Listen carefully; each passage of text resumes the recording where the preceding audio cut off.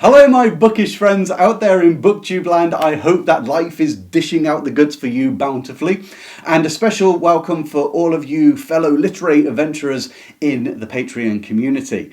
This is a really exciting episode, whether you're in my Patreon community or whether you just watch me here on YouTube, because I'm going to be giving you the first set of books that the Patreon community will be going through in the first 6 months on our literary adventure to acquire a more delicateness of taste in what makes the great classics, a deeper, a more appreciation for understanding classic literature that elevates the soul, the ungraspable phantom of life, as Herman Melville calls it. So, without further ado, let's strap on our helmets and sally forth into this book list, shall we?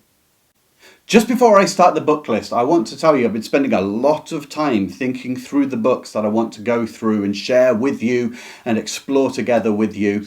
But what I'm going to do is I'm going to first lay out the books we're going to read quite quickly, and then I'm going to explain to you why I've picked those books specifically and the kind of pattern that next year's community is going to be following in our developing our understanding of classic literature. So let's get started on this list. Our book for January is a highly regarded classic by other great classic writers, and it is The House of the Dead by Fyodor Dostoevsky. So we've gone to the Russians here. This book was acclaimed by Leo Tolstoy himself. I mean, that's no mean feat to get Tolstoy regarding you as a good writer. And Turgenev, another great Russian writer, who was quite critical of other works by Dostoevsky, including Crime and Punishment, which I love personally. Turgenev said that this was a fantastic work. It's one of those works that other writers are envious of. Now, the work itself is semi-autobiographical. Using his protagonist, Dostoevsky goes through experiences he had when he was in a Russian prison. I think he was out in Siberia. And his changing attitudes towards the people he mixed with. His understanding of life itself, the different levels of society. He was a bit of an outcast when he went to prison because he wasn't just a pauper, he came from a higher rank, and so he wasn't embraced even by the prisoners. You could be embittered with what experiences he goes through, or you can get an insight into life. You can start to get a worldview, a way of dealing with life. And that's what Dostoevsky finds in this book. And so it's a great book to start the year with, because we want to start getting books to elevate our sensation of being alive. So that's the first book, The House of the Dead by Fyodor Dostoevsky, January's book. February's book is a classic work that oozes and boils and gurgles over its brim until it becomes an unstoppable force going over you. It's a book that leaves people divided in what they think at the end, but what you can't deny is it is passion personified. There is so much depth of feeling coming from the author through the characters that you cannot be indifferent to it. And that book is Wuthering Heights by Emily Bronte. In my opinion, Emily Bronte was the strongest or the greatest of the three Bronte sisters when it came to writing.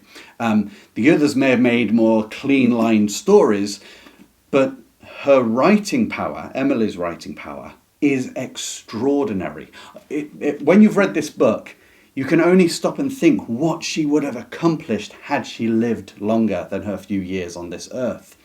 So the story, you probably know, is focused around a couple that love each other, which is Cathy and Heathcliff, and this all-consuming, raging passion which works to devour them and to consume everything that comes within its gravity, within its orbit. It manages to bring it down and collapse it and crush it like into the centre of a black hole or a collapsing star. This is a remarkable work that will leave you scratching your head in places, I would imagine, if you've not read it before. Not because it's complicated, but because whatever message was coming from Emily Bronte, whatever was coming up from the springs of desire and passion within her, seemed to have overtaken her as well. So forceful that they were the characters themselves threatened to come out of the pages and terrorize real humanity. So that's the book for February. It's Wuthering Heights by Emily Bronte. In March, we're reading two books. They're both quite short, but they're going to give us a change of tone and of pace in our reading so that we don't become too bogged down in only serious reading. And the first one is Stella Gibbons' Cold Comfort Farm. This book is one of the funniest books you'll ever read. Stella Gibbons has got this extraordinary, the comic's unique ability to pick out details, to observe carefully what it is that makes people tick. In this book, the protagonist, Flora Post, she goes away from London because of financial problems, and she takes up living with her relatives in the country whom she doesn't know. Now, in the country, they've got this real rural country bumpkin kind of attitude, but they've all got their own idiosyncrasies. They all manage to become a comedy of humours. If you want to watch about humours, I've got a video on it somewhere else in my playlists. And we see the farce that ensues, the life of the typical small-minded, close-minded group of villagers with Flora at the centre thinking that she can better them, that she can organise them. It all adds up to a beautiful concoction for comedy, but also for insanely clever acuteness of observation. Following this book is going to be another book, Sherlock Holmes. Now, I've got the complete works here. We're not reading the complete works, okay? Just the very first work by Sherlock Holmes, or the very first Sherlock Holmes novel, which is A Study in Scarlet. It's only about 100 pages long. So combining that with Stella Gibbons, that's only about 370 pages in total of reading for the month of March. I'll come to why I've picked these two a bit more in a moment. Going into April, we're heading into a book which is a classic amongst classics. It's a pivotal book. Some say this is where modernism sprang out of. It's a book that was released in 1903 when the author had actually died and has been called by some a literary time bomb. It is Samuel Butler's The Way of All Flesh, a book probably most of you have heard, but I would hazard a guess the majority have not read. So in this book, you've got Ernest Pontifex. The Pontifex family are the central point of this book. And it details his life in London, Victorian London. It's very particular to say that. And then all of his characters around him, such as his clergyman father, and also his mother, and then the odious siblings. What Samuel Butler does here is he has clearly latched onto something about the Victorian way of life that he wants to share with the world, to bring their attention to it. Some say that it goes as far as to put Samuel Butler as the inheritor of the satirical line of writers, going back to Fielding, to Jane Austen, to Charles Dickens, and now to him. The Pontifexes are a family that wouldn't be amiss in a Dickens novel, although not written at all like Dickens writes. It's satire, but with such deep insight into Britain at the height of its empire, its own self-confidence, and yet the leprous peeling away and falling of the fabric of its spiritual soul.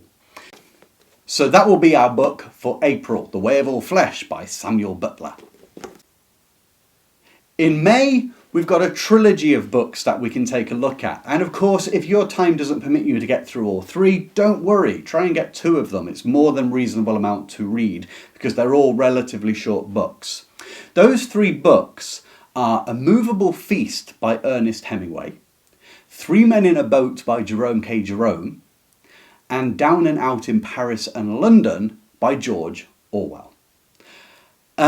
What can I say about these 3 books? Two of them, of course, are not fiction, they're memoirs. So Ernest Hemingway had an extraordinarily colourful life, and mixed with some of the greats in literature and society around about him. And A Movable Feast recounts his thoughts over his life, his recollections and his feelings about those whom he met and the things he did. Down and Out in London and Paris is a very powerful book because it's George Orwell's first entrance onto the stage as an author, as a writer. And what he captures here is his life living amongst the homeless and the destitute, the poor and the broken in both Paris and London. I'll have to give more details when we come to reading that as to the way it's all set up and structured.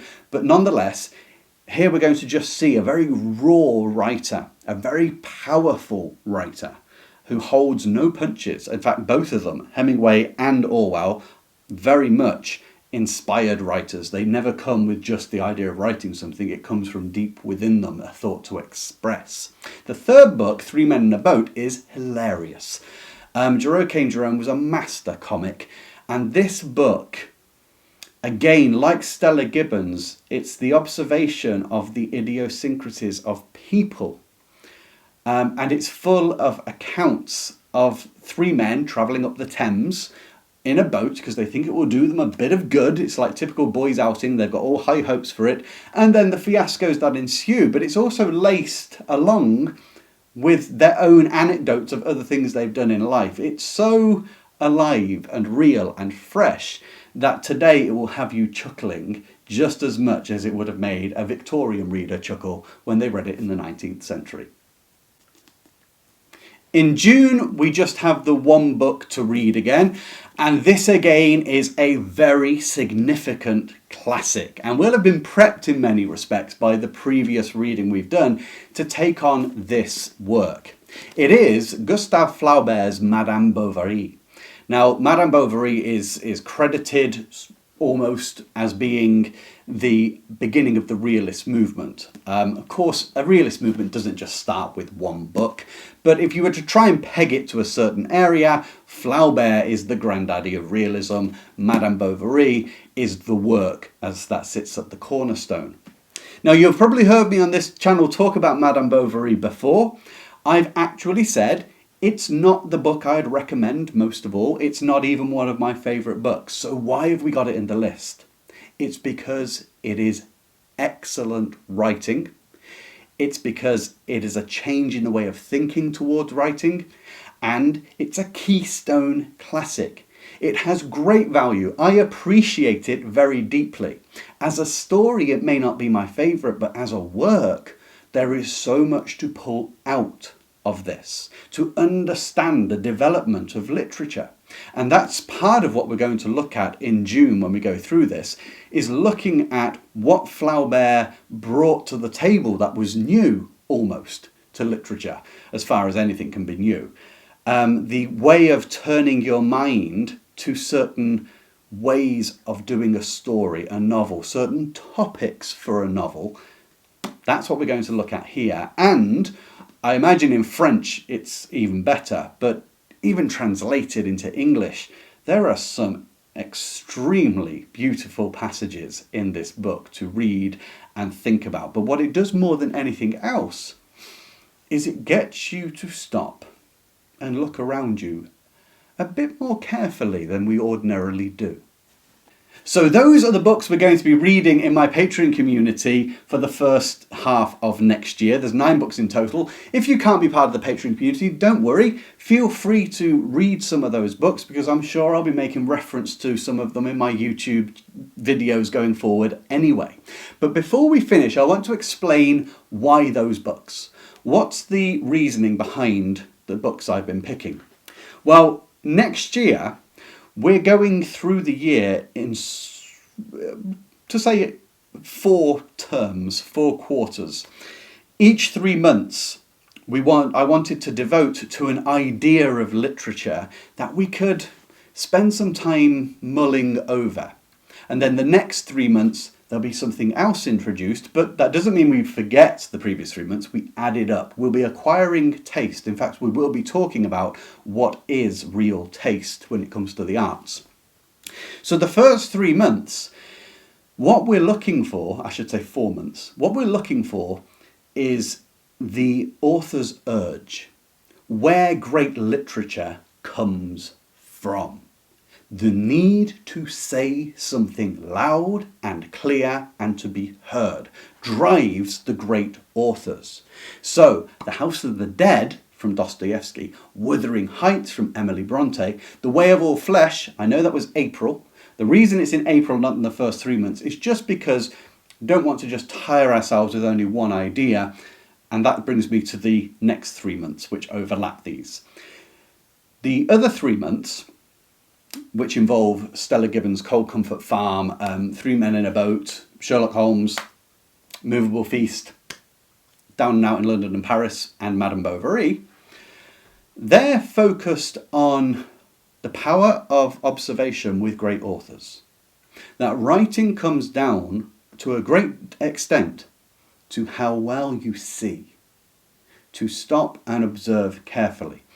Comedy is often overlooked in the classics as if it's not as important. And when it comes to exploring universal themes, that's probably accurate. However, comedy requires the most extraordinary observational skill. The ability to parse individuals apart to find out what it is that makes them so unique amongst others. Madame Bovary doesn't look for comedy, but Flaubert is great at observing the actual physical world around him. Just little details, which many would just pass by as insignificant. Flaubert picks up on them, as indeed does Conan Doyle in Sherlock Holmes. And so that's the reasoning behind these books. The first 3 months were mainly to be focused on the inner urge. But of course, to break it up, I just swapped one of the months around. Stella Gibbons, which should be in the second 3 months, has come to March, and I've moved, which book was it? The Way of All Flesh to April, just to mix up the tone a little bit. But nonetheless, we'll still continue learning on those 2 main topics through all of these books. And then, of course, I've already started planning from July to the end of next year on 2 other aspects that build brilliant literature. So, if that sounds good to you, get hold of the books for yourself and read them, or come along and join us in my Patreon community. Until the next time I see you, I wish you joy in your reading.